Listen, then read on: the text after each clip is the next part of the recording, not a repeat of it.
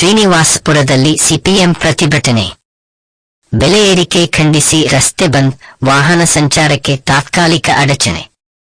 ಕೋಲಾರ ಜಿಲ್ಲೆಯ ಶ್ರೀನಿವಾಸಪುರ ಪಟ್ಟಣದ ತಾಲೂಕು ಕಚೇರಿ ಮುಂಭಾಗದಲ್ಲಿ ಕೇಂದ್ರ ಸರ್ಕಾರದ ಬೆಲೆ ಏರಿಕೆ ನೀತಿಯನ್ನು ಖಂಡಿಸಿ ಸಿಪಿಎಂ ಪಕ್ಷದ ವತಿಯಿಂದ ಪ್ರತಿಭಟನೆ ನಡೆಸಲಾಯಿತು. ಪೆಟ್ರೋಲ್, ಡೀಸೆಲ್, ಅಡುಗೆ ಅನಿಲ ಸೇರಿದಂತೆ ಅಗತ್ಯ ವಸ್ತುಗಳ ಬೆಲೆ ನಿರಂತರ ಏರಿಕೆಯಾಗುತ್ತಿರುವುದನ್ನು ಖಂಡಿಸಿ ಕಾರ್ಯಕರ್ತರು ಸರ್ಕಾರದ ವಿರುದ್ಧ ಘೋಷಣೆ ಕೂಗಿ ಆಕ್ರೋಶ ವ್ಯಕ್ತಪಡಿಸಿದರು. ಪ್ರತಿಭಟನೆಯ ವೇಳೆ ಕೆಲಕಾಲ ರಸ್ತೆ ಬಂದ್ ಮಾಡಲಾಗಿದ್ದು, ಇದರಿಂದ ವಾಹನ ಸಂಚಾರಕ್ಕೆ ತಾತ್ಕಾಲಿಕ ಅಡಚಣೆ ಉಂಟಾಯಿತು.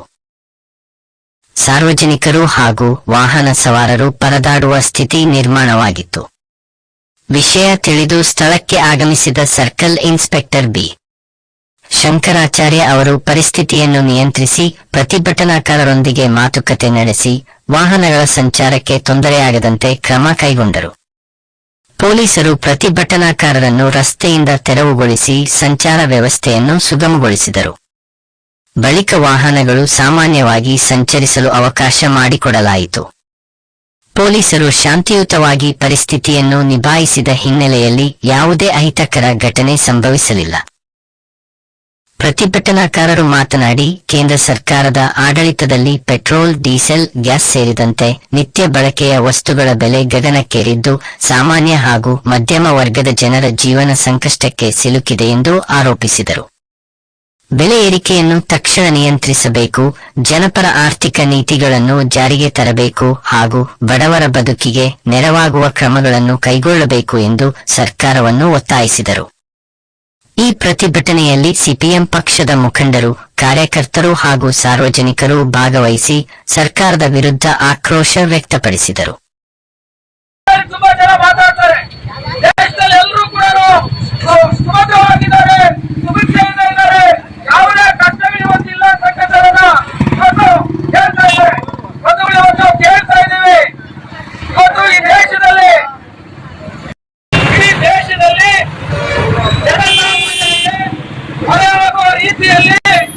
ಕೇಂದ್ರ ಸರ್ಕಾರ ಮನಸ್ಸು ಇಚ್ಛ ರೀತಿಯಲ್ಲಿ ಆಡಳಿತವನ್ನು ನಡೆಸ್ತಾ ಇರ್ತಕ್ಕಂಥದನ್ನ ಖಂಡಿಸಿ ಈ ಒಂದು ಪ್ರತಿಭಟನೆಯನ್ನು ಇವತ್ತು ಸಿಪಿಎಂ ಪಕ್ಷದಿಂದ ವ್ಯಕ್ತಪಡಿಸ್ತಾ ಇದೆ.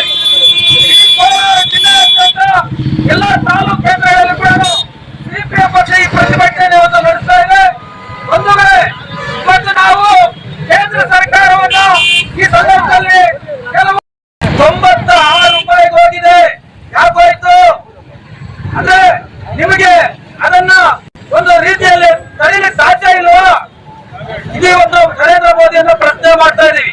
ನೀವು ಅಚ್ಚೇ ದಿನ ಅಂತ ಹೇಳಿದಂತ ಘೋಷಣೆಗಳು, ಆತ್ಮ ಭಾರತ ಅಂತಕ್ಕಂಥ ಹೇಳಿದಂತ ಘೋಷಣೆಗಳು ಯಾವ ಕೂಡ ಒಂದು ಕೂಡ ಈಡೇರಿಸಿಲ್ಲ. ಎಲ್ಲವೂ ಸುಳ್ಳುಗಳನ್ನೇ ಇವತ್ತು ನೀವು ಹೇಳಿ ಇವತ್ತು ಈ ದೇಶದ ಜನರನ್ನ ದಿಕ್ಕು ತಪ್ಪಿಸ್ತಾ ಇದ್ದೀರಾ, ವ್ಯಾಪಾರಿಸ್ತಾ ಇದ್ದೀರಾ. ಬರೀ ಚುನಾವಣೆಗಳಲ್ಲಿ ಸುಳ್ಳುಗಳನ್ನು ಹೇಳಿ ಗೆಲ್ತಕ್ಕಂಥದ್ದೇ ಇವತ್ತು ನಿಮ್ಮ ಗುರಿಯಾಗಿದೆ.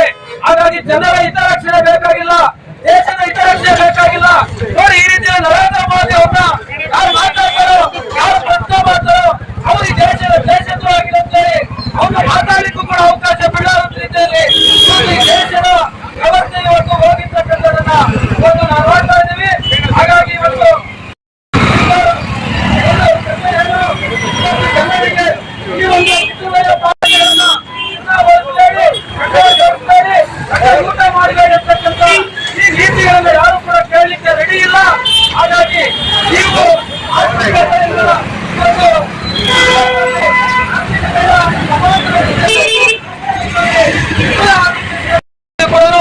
ಒಂದು ನಮಗೆ ಇದು ಒಂದು 15 ನಿಮಿಷ ಈ ಕಾರ್ಯಕ್ರಮವನ್ನ ನೆರವೇರಿಸಲಿಕ್ಕೆ ಸಹಾಯ ಮಾಡಿದಂತ ಪೊಲೀಸ್ ಇಲಾಖೆಯವರಿಗೂ ಕೂಡ ವಂದನೆಗಳನ್ನು ಹೇಳಿ ಕಾರ್ಯಕ್ರಮವನ್ನು ಮುಗಿಸ್ತಾರೆ.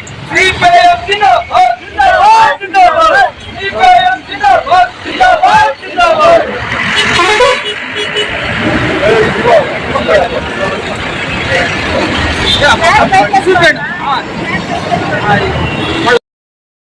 ಸಿಪಿಎಂ ಜಿಂದಾಬಾದ್, ಜಿಂದಾಬಾದ್, ಜಿಂದಾಬಾದ್. ನೀಟ್ ಪರೀಕ್ಷೆ ಅಕ್ರಮ ಭ್ರಷ್ಟಾಚಾರಿಗೆ ಧಿಕ್ಕಾರ, ಧಿಕ್ಕಾರ.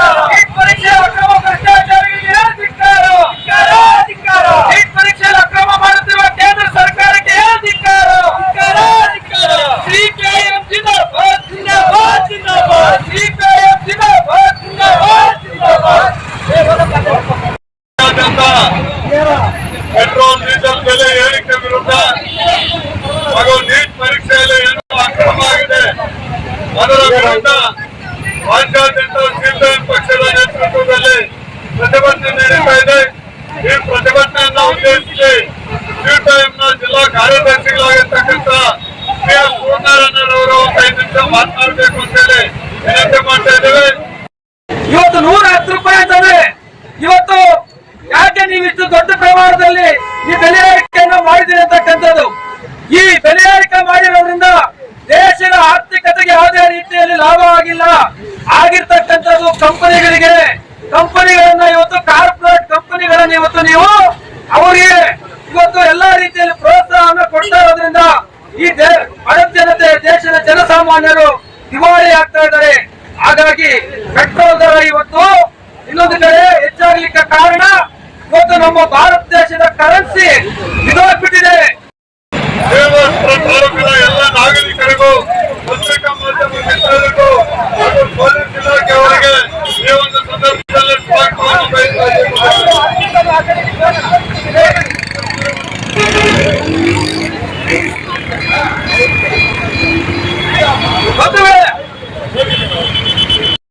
$220 ಇದ್ದಾಗಲೂ ಕೂಡ ನಮ್ಮ ಈ ದೇಶದ ಪೆಟ್ರೋಲ್ ಬೆಲೆ 68 ರೂಪಾಯಿ 70 ರೂಪಾಯಿ ದಾಟಿರ್ಲಿಲ್ಲ. ಅರ್ಥ ಆಯ್ತಾ? ಹಾಗಾಗಿ ಇವತ್ತು ನಾವು ಕೇಳಬೇಕಾಗಿದೆ, ಏನು 2014ರಲ್ಲಿ ಒಂದು 57 ರೂಪಾಯಿ ತಂತ ಪೆಟ್ರೋಲ್ ಬೆಲೆ ಇವತ್ತು 110 ರೂಪಾಯಿಗೆ ಹೋಗಿದೆ. 2014ರಲ್ಲಿ ನಿಮ್ಮ ಒಂದು ಬ್ಯಾರಲ್ನ ಪೆಟ್ರೋಲ್ ದರ ಅಥವಾ 2025ರಲ್ಲಿ ಪೆಟ್ರೋಲ್ ದರ ಏನಿತ್ತು, ಎಷ್ಟು ಹೆಚ್ಚುವರಿಯಾಗಿ ಮಾಡಿದಿರಿ? ಈ ಹೆಚ್ಚುವರಿಯಾಗಿ ಜನರಿಂದ ಸುಲಿಗೆ ಮಾಡಿದ್ದು, ಅಗಲ್ದೊಳಗೆ ಮಾಡಿದ್ದು ಯಾರು ಜೋಬ್ಗೆ ಹೋಗಿದೆ ಸ್ವಾಮಿ? ಶಿಫಾರಸುಗಳನ್ನು ಜಾರಿಗೊಳಿಸಲಿಲ್ಲ. ರೈತರು ಬೆಲೆ ಕುಸಿತಗಳಿಂದ ಅವರು ಕೂಡ ಇವತ್ತು ಬೀದಿಗೆ ಬಂದಿದ್ದಾರೆ. ಉದ್ಯೋಗ ಸೃಷ್ಟಿ ಇಲ್ಲ ಇವತ್ತು ದೇಶದಲ್ಲಿ. ಹಾಗಾಗಿ ಇವತ್ತೆಲ್ಲಾ ಕಡೆ ಗಲಭೆಗಳು ಇವತ್ತು ನಡೀತಾ ಇದ್ದಾವೆ. ಇವತ್ತು ಕಾಂಗ್ರೆಸ್ ಪಾರ್ಟಿ ಅಂತಕ್ಕಂಥ ಹೊಸ ಪಾರ್ಟಿ ರೀತಿಯಲ್ಲಿ ಜನಾಂದೋಲನವಾಗಿ ದೇಶದಲ್ಲಿ ನರೇಂದ್ರ ಮೋದಿ ಅವರ ಈ ಒಂದು ಜನವಿರೋಧಿ ನೀತಿಗಳನ್ನ ಖಂಡಿಸೋದಕ್ಕೆ ಇವತ್ತು ಮುಂದಾಗಿದ್ದಾರೆ. ಹಾಗಾಗಿ ಜನಸಾಮಾನ್ಯರು ಇವತ್ತು ಈ ಕೇಂದ್ರ ಸರ್ಕಾರದ ನೀತಿಗಳನ್ನ ಇವತ್ತು ಖಂಡಿಸಬೇಕು ಅಂತ ಹೇಳಿ ಮತ್ತು ಸಿಪಿಎಂ ಪಕ್ಷ ಈ ದೇಶದಾದ್ಯಂತ ಈ ರೀತಿಯಾದಂತ ಬೆಲೆ ಏರಿಕೆಯನ್ನು ವಿರೋಧಿಸಿ ಈ ಪ್ರತಿಭಟನೆ ಇವತ್ತು ನಡೆಸ್ತಾ ಇದೆ. ಈ ಪ್ರತಿಭಟನೆಗೆ ಸಹಕರಿಸಿದಂತಹ ಎಲ್ಲ ಜನತೆಗೆ ಮತ್ತು ಈ ವಿಚಾರಗಳನ್ನ ಇವತ್ತು ಸುದ್ದಿ ಮಾಧ್ಯಮಗಳಲ್ಲಿ, ಎಲೆಕ್ಟ್ರಾನಿಕ್ ಮಾಧ್ಯಮಗಳಲ್ಲಿ ಇವತ್ತು ಸುದ್ದಿ ಮಾಡಲಿಕ್ಕೆ ಆಗಮಿಸಿರ್ತಕ್ಕಂಥ ಎಲ್ಲ ಮಾಧ್ಯಮದ ಗೆಳೆಯರಿಗೆ ಇವತ್ತು ವಂದಿಸಿ ನನ್ನ ಮಾತನ್ನು ನಾವು ಕಾಲನ್ನ ಮುಂದೆ ನಮ್ಮ ಇದು ಸಮಾಜದ ಬರ್ತಾ ಇಲ್ಲ ಅಂತ ಹೇಳಿ ನೀವು ಹೇಳ್ತೀರಲ್ಲ. 2012ರಲ್ಲಿ UPA ಸರ್ಕಾರ ಇದ್ದಂತ ಸಂದರ್ಭದಲ್ಲಿ ನೀವು 14ರಲ್ಲಿ ಅಧಿಕಾರಕ್ಕೆ ಬಂದಿದ್ದು, ಅದಕ್ಕೆ ಮೊದಲು ಭಾಷಣ ಮಾಡಿದಂತ ಸಂದರ್ಭದಲ್ಲಿ ನೀವು ಏನಂತ ಹೇಳಿದ್ರಿ?